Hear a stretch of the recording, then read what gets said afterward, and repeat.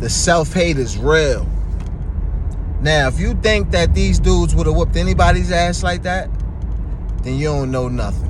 They only did that because they felt comfortable enough doing that to a black man. That's why really with the police, man, it's not really black or white. It's blue. They blue, bro. They blue, man. Their culture. Being a police is not a fucking job. That's a career. That's not something, you know what I mean? That's like being a basketball player or an athlete or something like, man, that's something that's in your blood, man. That's in your DNA. They tell you when you're doing this shit, you're a cop 24 hours a day. They wouldn't even dreamed about doing that to a white man. A white man could have spit in their face when they pulled him over. They still wouldn't have whooped his ass like that. Because they would have had a whole bunch of fear in their chest like, nah, we can't. They would have knew they was going to jail for murder. The way they was holding the dude back, holding him in the cuffs and just teeing off on him like, you thought you wasn't going to kill him? Obviously, you ain't give a fuck about killing him. Why? Is because he was just a black man. He was just black. He was just black. And the self-hate is real. It's subconscious. They just full of rage and don't know where it come from. You know, they being oppressed. They feeling systematic oppression in their job because they're police officers. So I'm sure the higher ups treat them like shit. So they hide behind their badge. Their only place of power is when they walk out with that badge. And their most highest position of power is when they walk out with their badge and they confront another black person. Now they feeling like daddy. They feeling like God, Allah, Buddha, Moses, all wrapped in one. They feeling like they pull a black person over, they feeling like, man, I can do whatever, whenever, however I want to. Now, I mean, them dudes, I wouldn't put the R word past them dudes and none of that. If it was a female, they probably did.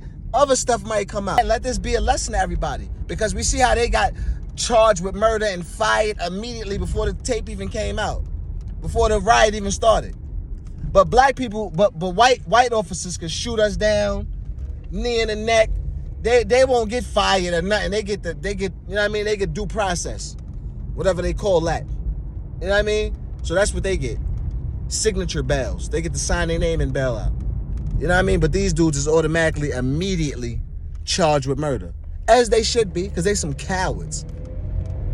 And they only did that because he was black, man. Now, we could dig into self-hate and how it is that way, but like I said, man, they walking around with that rage, they don't even know why. Like I said, I'm not making an excuse for them, but they hurt people.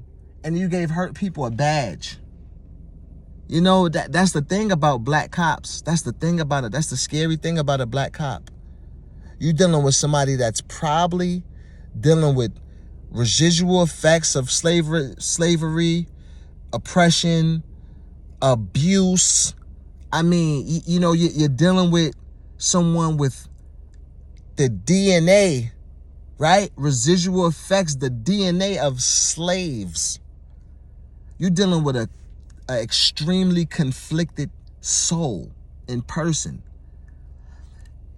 And with a badge and a position of power, especially, you know, with the way the world works in America, the law, I guess in other countries it's even worse because police are more corrupt, but just power in general. I've devoted my life to this profession, and I'm grieved.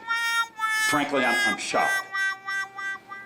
I'm sickened by what I saw. An abused person power? That's like somebody, you know, you kidnap, you break somebody up, you rescue somebody from being kidnapped, right? That was kidnapped for 30 years and was abused and neglected and starved, and then you let them out. And then 2 weeks later, you give them a gun and a badge and tell them to hold authority over people. No, that's a recipe for disaster. Mixed in with the attack that they're gonna be under from people in the world, and just from misunderstandings. Not even, you know, because a lot of times, you know, sometimes people don't do wrong and it's not as black and white. Sometimes it's misunderstandings. So going through these misunderstandings with conflicted people with guns, it's a recipe for disaster. You know, so just wisdom, right? Using some wisdom and understanding could help us just see this. And us seeing this could help us, you know, carry ourselves better when we outside in society, so we don't fall victim to, you know, these type of cops, these type of individuals, or these type of people. You know what I'm saying? Let's be aware of who we are, what you know, what times we're living in, the temperament, collective consciousness of the world, right? So we could better navigate through the world and be safe out here, man. You know, TNR, Teach and Reveal, that's what we here to do, man. Peace and love, man, and my prayers out to the family, brother, man, and I hope justice prevails and those cops never see the light of day again, man. For real. But for my brothers and sisters, man, out there, I know everybody's hurt, everybody's talking about this. It's major. But, you know, let's learn from it. Teach and Reveal, that's what I'm here to do. Bond Simmons, I'm out, y'all. Peace.